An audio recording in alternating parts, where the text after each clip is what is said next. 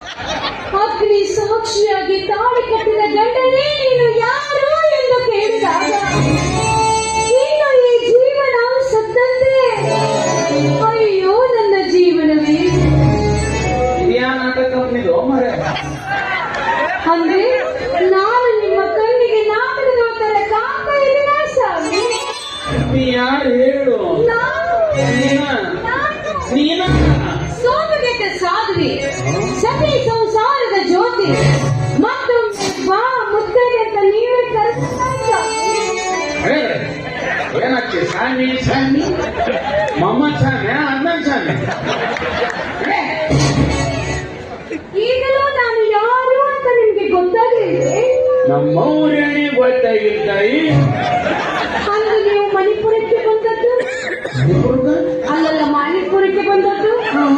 ಗುಡ್ಡ ಕಂಪನಿಗೆ ಕರೆದುಕೊಂಡು ಹೋಗಿ ಅವರೇ ರಂಗಿ ಪುದರ್ ಪುದರ್ ಪೂಂಗಿ ಎಂಬ ನಾಟಕವನ್ನು ತೋರಿಸಿದ್ದು. ಯಾವುದಿದು ಪುದರ್ ಪುದರ್ ಪೂಂಗಿ? ತದನಂತರ ನಾವಿಬ್ಬರು ದೇವಸ್ಥಾನಕ್ಕೆ ಹೋಗಿ ಮದುವೆಯಾಗಿದ್ದು. ಮದುವೆ ಆಗಿದ್ದೆ? ಕಪ್ಪರ ಗುಡ್ಡಕ್ಕೆ ಕರೆದುಕೊಂಡು ಹೋಗಿ ಹೂವಿನ ಬಾಣದಂತೆ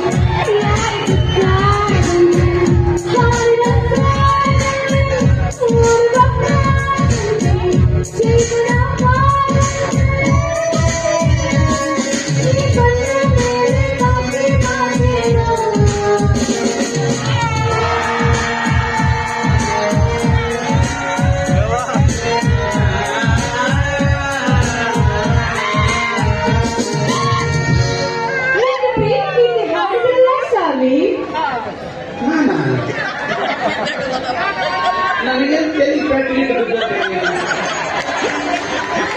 ಇದಕ್ಕ ಎಂಡ್ರಂಜನ ಕೊಡುವಲ್ಲ. ತಪ್ಪದು ಕೂಡ ಕರ್ಕೊಂಡು ಹೋಗಿದ್ದೀನಿ ಮದುವೆ ಆಗಿ. ಹಾ ಅದು ಇದು